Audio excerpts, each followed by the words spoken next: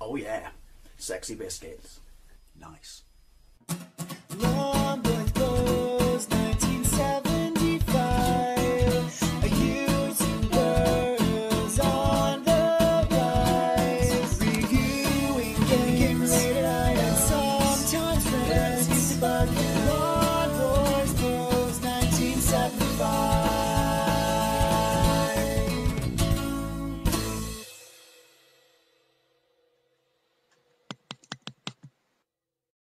Hey YouTube, Longboys Post 1975, and here's a video I didn't think I'd be making.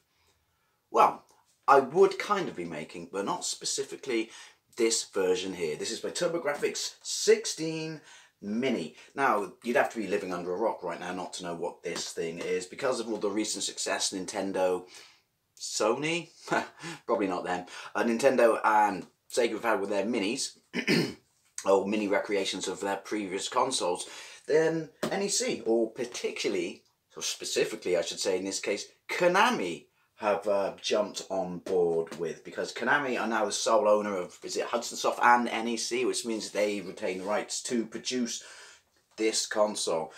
Now, obviously the Turbografx 16 was released in 1989 in North America, and while it's regarded as a fantastic system, particularly for shoot-em-ups, it wasn't a success. It pretty much absolutely tanked, partly because of its botched launch in certain states first, you know, and poor advertising, and also because it was against Sega and Nintendo. It tanked. Obviously, the PC Engine itself was released in 1987 in Japan and was more successful than the Mega Drive. It was an absolutely phenomenally successful system, and so they've released these three minis of it. PC Engine for the Japanese region, Turbografx 16 Mini for the North American region, and the Core Graphics, PC Engine Core Graphics for the European region, even though the Core Graphics was not a European region console back in the day. It was just another variant of the PC Engine with a different TV out, as far as I can tell, but I guess they wanted a variant for each region.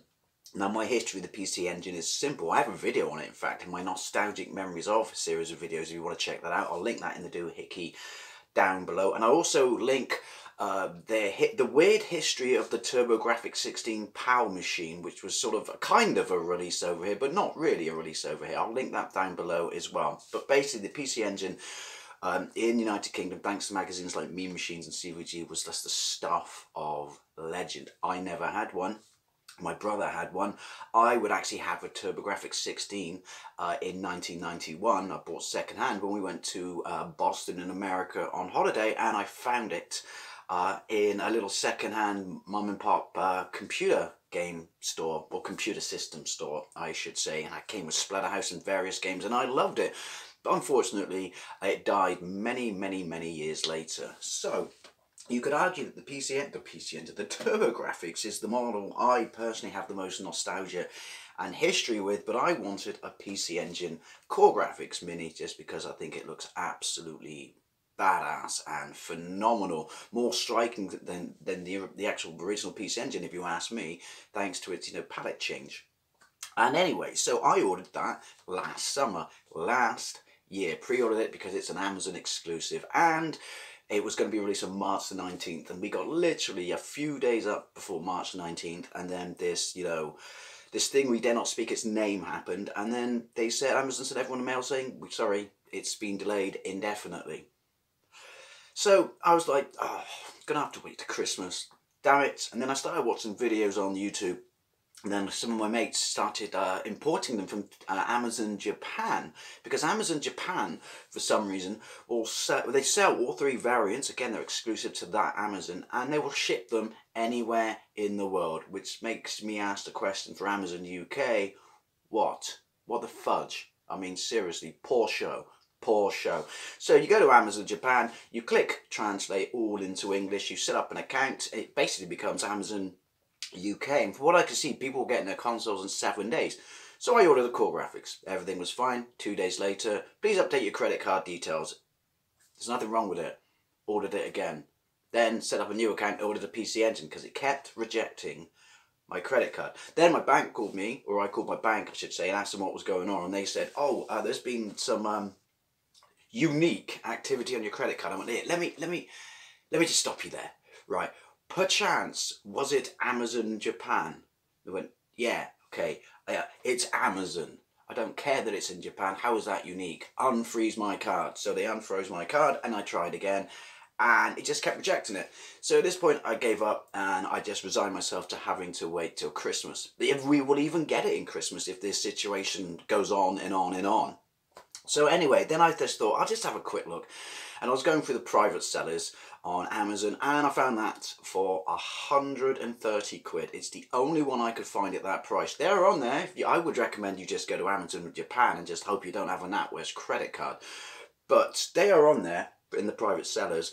They are a lot more expensive than that. But I thought 130 quid, that's 15 quid more than it was on Amazon Japan and 30 quid more than my pre-order, which I will keep. I will keep my Turbografx pre-order. So that's the boring guff aside. Let's have a look at the machine. But the thing is, I should probably just cancel my pre-order. Excuse me, Windy Pops, jerk chicken in fact, because you needed to know that. And order the PC Engine, because what I can tell, this has the same games on it as the Turbografx, and the PC Engine has a couple of Japanese ones that aren't on the other two systems. And they've all got hidden games on as well, which is quite exciting. So anyway, all that guff aside, let's have a look at the box. The box is fantastic. Unlike the PC Engine and Turbografx Minis, probably because the console's bigger as well, it's in line with its parent box where it's a lot wider and it looks like it's a brilliant recreation. Sorry for the glare, let's try and get rid of that. It's a brilliant representation of the original box, apart from it doesn't have the bloke's excited face, shall we say, which is probably an image rights thing. Although if I was him, I would have given up my face for free just to get it on the box. I do love the Turbografx 16 logo. Top of the box is also pretty similar. I don't have a box.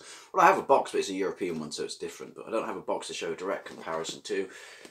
But yeah, it pretty much is all the bells and whistles of the original box and ticks all the boxes. That was an awkward phrase, I'm not going to lie. Then on the back, it shows you the games. What is it? 57 or something? Anyway, it's divided into Turbografx games and PC Engine games. And some of these are Japanese only. So you essentially won't be able to play them. Which I do find a bit weird, but essentially I'm pretty sure they knew that this was going to be hacked eventually. So whether they can put fan translations of Snatcher and stuff on there, I don't know. Because as you know, this plays, or maybe you don't know, you should do. PC Engine Turbografx games, PC Engine games obviously, Supergraphics games. I would love a Supergraphics. The kind of PC Engine 2, they flopped massively, mainly because of its price, and also only 5 games were released for it, but it was fully backward compatible with the original PC Engine. Should have made that as the 4th exclusive variant. So you get Super Ghouls and Ghosts on there, which is supposedly supposed to be the most arcade perfect port. It also has PC Engine CD-ROM games on there, which I think is fantastic. Anyway, have a look at the list of games again. I'll get rid of the glare there, but yeah, so was it 57, 53, something around there. It's more games than any of the other mini systems prior to being hacked. Right, let's crack open this bad boy. It is a really nice and sturdy box for a change, because well, the PC end of the PC, the Sony PlayStation one doesn't count because that was just a travesty. But there you go. So you got your manual, black and white. It's resemblant of the original manual. I'll show you it. This one's never been opened, but obviously these days everything is in black and white because they're cheap, but at least you get one. And yeah, so just a nice little instruction manual and things like that to show you the setup and things like that, which you probably will want to pay attention to. Poor show there, poor show, because of the way you have to connect the TV out, or the HDMI. The TV out, the HDMI. Anyway, so there we go. Let's get the console out. Well, let's have a look at the gubbins first. You get an HDMI lead, have these coming out of the wazoo. You also get a power lead. What a surprise, no power brick. That really generally does seem to get on my tits. Does get on my tits. And you get a Turbografx pad. Now, I have one, an actual North American one I have still from my machine that died. That feels rather hollow. I know that sounds a bit stupid. It looks the part. It's got your turbo switches on it, because the thing is, these are all accurate, these consoles. So the Turbografx one comes with turbo switches, but the PC Engine model So it's because it's trying to be as accurate as the release, because obviously it was released a few years before both the other systems. Has no turbo switches. Just thought you should know that. Here's an actual original pad. Does one look slightly bigger than the other? That's what she said, unfortunately. Do you know what? It is. The original pad is, look at the top, substantially bigger than the other pad. Weird. Normally they get these things absolutely bang on. I'm not sure why they went that route. When they said it feels hollow, do you know what? No, they feel pretty much accurate.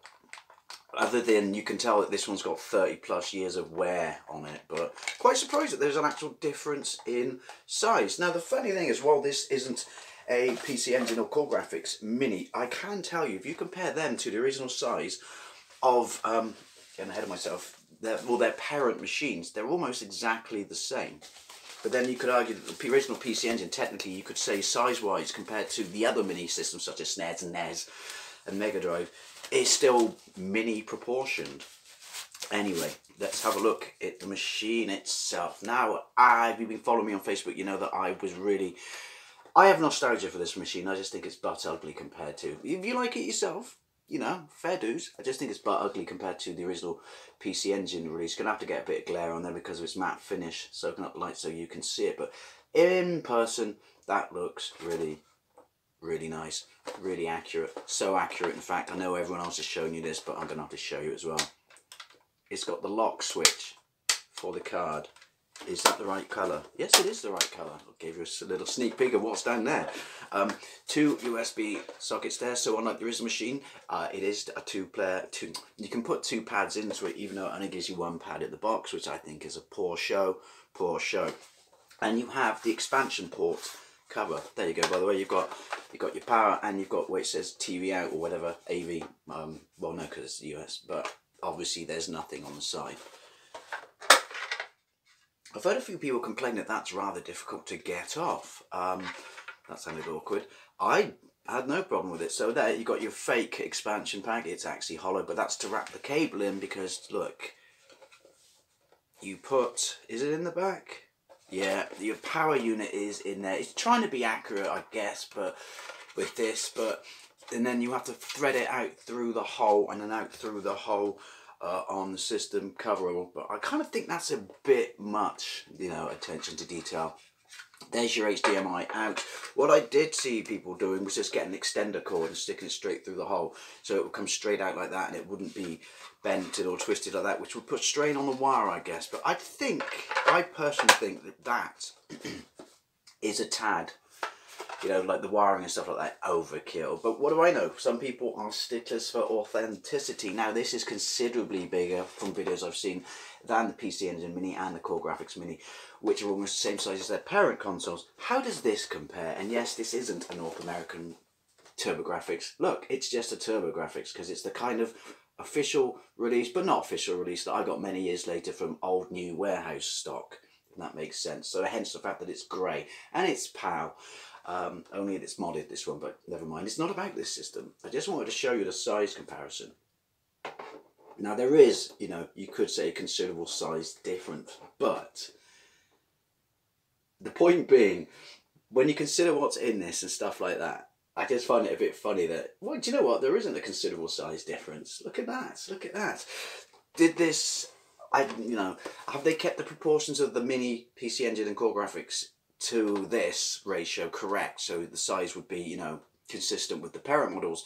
Or could you argue they should have just made this a lot smaller? I don't know. I think this is a really, really nice looking console. I really, really do, but it certainly ain't no mini. Anyway, so all that waffleage aside, let's go into the other room and crack it up. I have not fired this up yet. I almost forgot to mention that the emulation on this are done by Emulation Gods M2, who did the emulation on various packages or compilations over the years. I believe the Mega Drive collection on 360, Xbox One and Switch and PlayStation 4, but more recently they did the Mega Drive emulation, and, you know, did the console itself, all the governance inside and stuff like that, and it was an absolutely fantastic and wonderful place to be. And my previous I don't know yet though, really, because I haven't seen this favourite mini console, but they've done it on this, and from what I've seen, they've pulled out all the stops, bells and whistles. So let's jump into the other room, fire up this bad boy and see what it's like.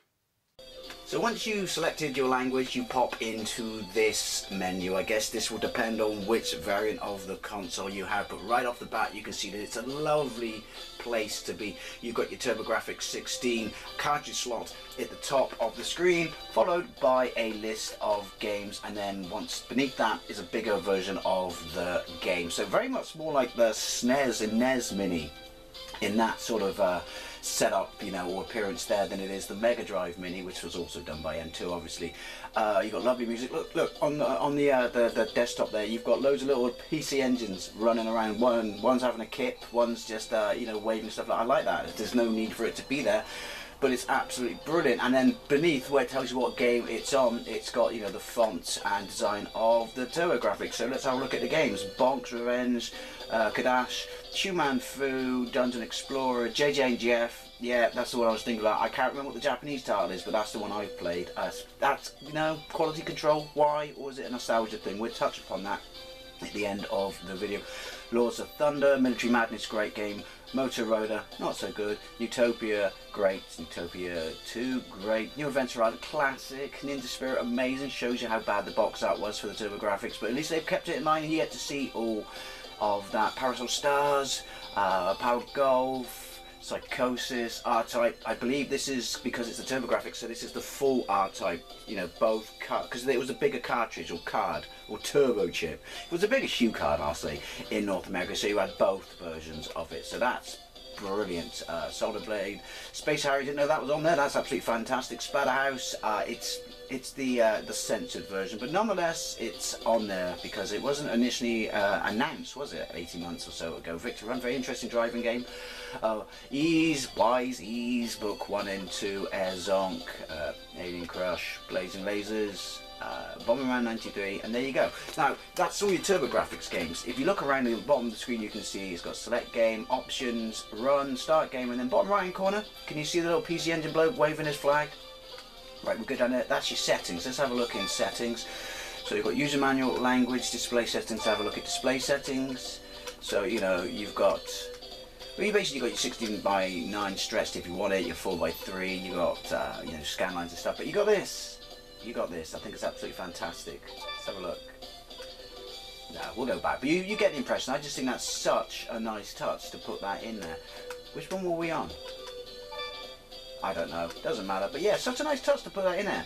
And right, let's go back to menu. Your wallpaper, obviously, if you're purist like me, you're going to go with a completely black. It's nice that they put other wallpapers in there. I just feel they're a tad unnecessary. We just want black. Menu design, this is interesting, look. So you can have your core graphics or your PC Engine. Why no Turbografx? Well, because that's the model we have. This is quite cool. Right, we'll go with PC Engine. Right, so that's because when you come back to press backwards, this icon at the bottom here, so that's just to sort your games out there, by the way. But you go to this icon here where it's flashing, it says PC Engine, does that cool power off effect, and then if you look at the top of the screen, it's the PC Engine. And I enjoy a lovely world of Japanese goodness. So obviously if you select core graphics, then it'll be core graphics at the top of the screen. And this is where you get your second set of games. So you get Bomberman Panic Bomber, Choniki Damakamura, which is obviously Ghouls and Ghosts, Dragon Spirits, Dungeon Explorer, oh, got much better artwork, Fantasy Zone, Galaga 88, or Galaga, Ginga Fukai Densetsu Sapphire, which is a game that goes for an absolute fortune, so that's fantastic that this is on here. Gradius 2, which is obviously a CD game, and then Jseika Necromancer, Nectaris, Utopia 2, so there's crossover then. Ninja Rikuku, PC Genkin, which is obviously Bonk, Salamander, Series Sensei, Spriggan, I'm butchering all of these, I know, Snatcher, CD-ROM, I mean, brilliant that it's on here, but ultimately unplayable till package. Spriggan Mark II, Star Parodia, Super Darius, Super Momotaro Dentetsu 2, Dentetsu, I don't know, Superstar Soldier, the Genji and the Heike clans, the Kung Fu, which is obviously China Warriors. So there's crossover and stuff. So it's kind of like, you know, kind of like what they did with the Mega Drive Mini. But obviously there are also different games in there. Aldine's, Apparel, Gibble, Bomberman 94. There we go. Right, so let's have a look at some games while we're in here. Right. What was it? Back. There we go. This is a Turbografx game, obviously. This is supposedly, I should say, not obviously, the most arcade accurate port. Press the run button. All it needs to be arcade accurate is just be bloody hard. Right, skip to the end. Well, it's Ghouls and Ghosts, can't go wrong with that. And again, it's a version that people, unless you were super loaded or went the route of emulation, which not everything emulates the Turbografx, then you had to be, you know, this was just not an easy game to be able to play, or certainly not for a few, oh shit, years later. Ooh! Pad feels nice. I'm not noticing any input delays. It does look different than Mega Drive, not massively different, it's a colour palette thing, but it is tasty and delicious. I would say it's better graphics as well. I guess it's a tasty subjective thing, isn't it? Is that an armour or is that going to be a wizard? Because if you don't lose your armour at this point, don't you get your super armour there? Oh, snotballs, right. Press start and select together and you can come out. You've got your save states, 4 save states, very similar to the Mega Drive Mini there. Back to menu. Yes, let's pop in a CD-ROM game. So where was Gradius? There we go. Look at it. Look at it. There isn't... Listen to it. There is no need on that screen for it to do that, but the fact that it does, it's just such nerdy attention to detail. I love it. Pay attention to anyone else who's making a Mini. This is how you rock and roll. That's my power up of choice. Basically, balls hard. You lose your power ups. Oh, press backwards, and then you're screwed. Pretty much on a level art up, I would say. In difficulty.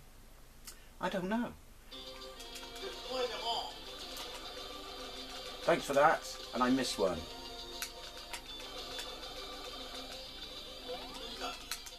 Ooh, this is where you got to... Probably not one to show for a demo, I just wanted to show you the CD-ROM screen, but this is where you've got to get everything, he says, and he misses everything. Come on. Ooh, now this supposedly is arcade perfect. Don't quote me on that. Yeah, that was a bit of a screw up. Now we're into, yes. Lovely big sprites. Huge big sprites. Supposedly arcade perfect. It's basic Vulcan Venture, isn't it? But yeah, get it, and you haven't got any weapons, then you ain't going anywhere. Thanks for that. Anyway, you get the impression. Let's have a look at another game. So yeah, it's kind of a cross between them. The menu as such is better than both previous ones. This big chunky effect here, let's go down to here, is pretty much like, you know, the SNES mini menu. And the fact that, you know, when you go into your options and stuff like that, it's very much, you know, Mega Drive Mini menu. It's like a perfect amalgamation of them both. There you go. So nice. The best home version, the best home port. It's just the screen size, not screen size, resolution size, which means it's got that slight up and down, like that. Oh, R-Type, I love you. Why was the first place I ever played you? Longleat Safari Park. Not actually in the park, obviously dodging lions and stuff. It's weird. You play this, get off, immediately after playing Gradius, and you keep expecting to get power-ups at the end of any stream of enemies. Odd. That's just me. Boink. Yoink. Superb game. Balls hard game. Probably one of the best looking graphically on the PC Engine. Yeah, so, you know, slight difference to the arcade with that up and down. We can live. I'll get some lonely life best weapons then, power up weapons anyway. I'm getting carried away because it's R-Type and I love it. I should just keep skipping and showing you more games. I love the fact that they keep firing it even though it's dead and you've hit its, you know, destruct point.